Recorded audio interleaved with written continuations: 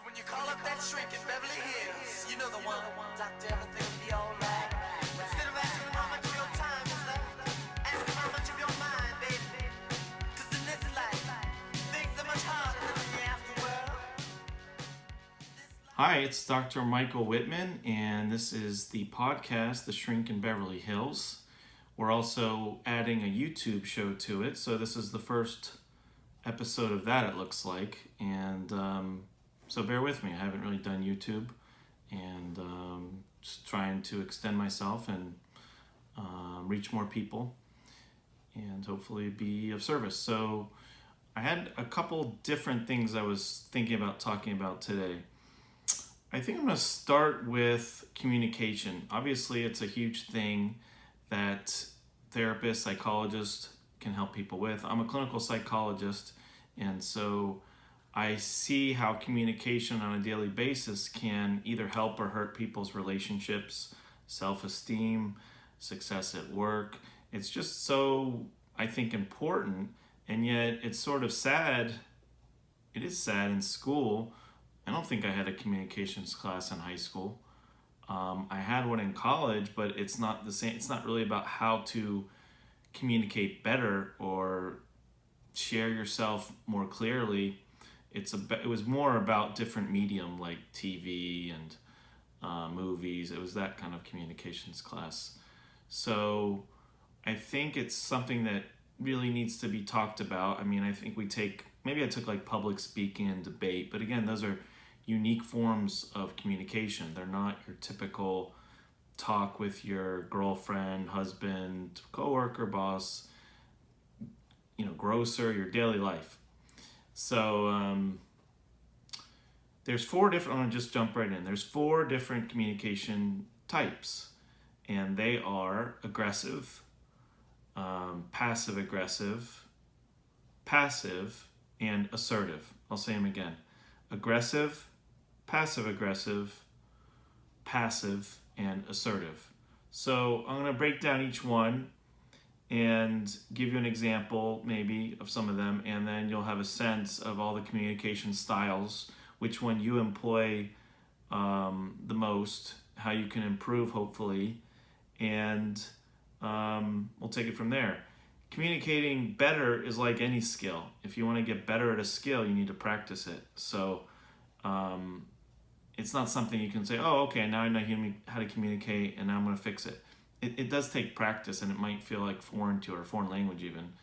And over time, though, it can make your life a lot easier and better. Certainly has helped mine. So, okay, the first form was aggressive. So aggressive is pretty obvious. The intent is to do harm. So if someone communicates with you aggressively, they may yell at you, they may be violent or try to intimidate, and it's a way of trying to get one's needs met, I guess, through a physical or psychological intimidation move. So it's pretty self-explanatory. I just had an incident where somebody was blocking the alleyway, and I was trying to get to my place to park, and I couldn't. And there's a huge truck there, so now you have different options. They're blocking it. It looks like they're doing construction or something. Do you be passive and wait it out? Or, there's different options. One of them is be aggressive, which I think the woman in front of me sounded like she was with them, which worked, but it's not always the best technique. So anyway, they did move and it did work out in terms of results, but I don't think results are everything. So there's aggressive. The next is passive, which I just started to talk about. If you're passive, you basically don't do anything. Your spouse, let's say, yells at you or criticizes you, and you have feelings about it. Maybe you feel hurt, maybe you feel angry, maybe you want to get back at them or think they're incorrect in their criticism, but you don't share any of your feelings. You don't share your thoughts.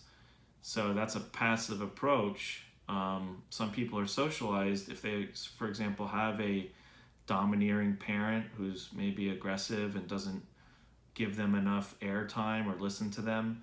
They learn to be passive, or else they're going to get more trouble or more aggression. So, or you see the abused for example, spouse, and the husband, uses intimidation, and the person's passive, or let's say in this case, the woman is passive with the man, and until her resentments build up, and then it may come out another way. It may come out, which is the next one, passive aggressive. So passive aggressive is sort of a combination of the two. It's passive in that you're not direct about how you're feeling, and you're not communicating that to the person in a way where they know what the situation is. You're doing something more indirectly, or like sarcastically, or let's say you are my intern, because I have interns in this practice that are up and coming therapists, and they're great. But my job is to give them constructive criticism from time to time and help them get better. So if I give them a criticism and they roll their eyes, I don't think any of them have done that, fortunately, but that would be expressing a feeling in an indirect way, almost a direct way, but it's a passive aggressive move, which can throw off the other person. In this case, I would feel like, what just happened there? And I might be confused. Were they annoyed with me? Did they think the criticism lacked value or merit? So it's hard to work with somebody who's being passive aggressive, yet it feels bad. So sarcasm is another example of passive aggressive.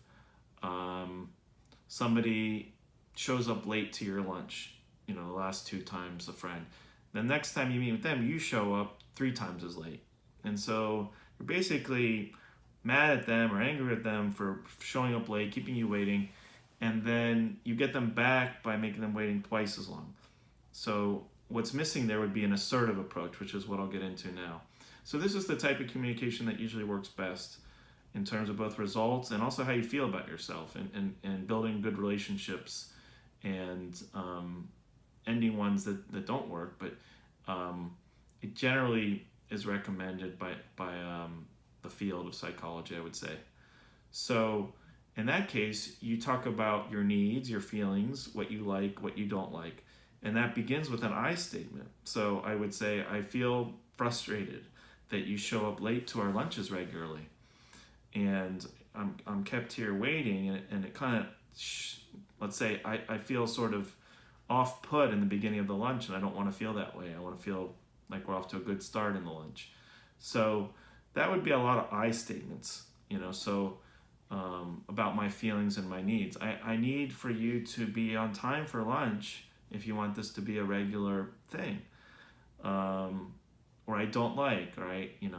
So this is where you're owning your own feeling. You're focusing on your feelings, which are actually indisputable.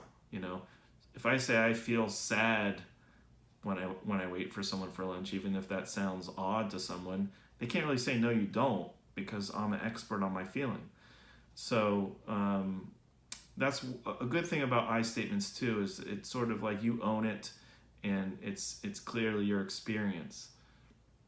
If you use a lot of you statements, they tend to be more blaming, and they can increase the conflict. So if I said to the person, and I started with, you always come late, and I hate it. So immediately I put them on the defensive. I start with their behavior, you. Always is and never are also usually generalizations that can be pretty negative, pejorative. So right there I did 2 of them. You always show up late. So you can see how that would really put the person on the defensive and feel worse, and not really clue them into my experience of what it is when they show up late. Maybe they're so busy with their day, or in their own head, or whatever it is, or just not being considerate, they don't realize that you have a lot of feelings about them being late regularly.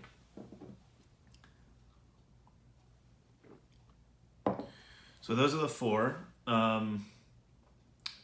I work on those with my patients frequently. I work on them with my interns so they can teach their patients.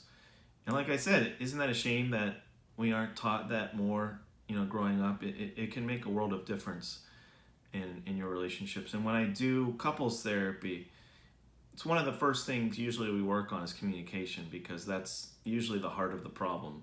I mean, sometimes there's other problems that are sort of intractable and you can't fix, but a lot of things get better with improved communication.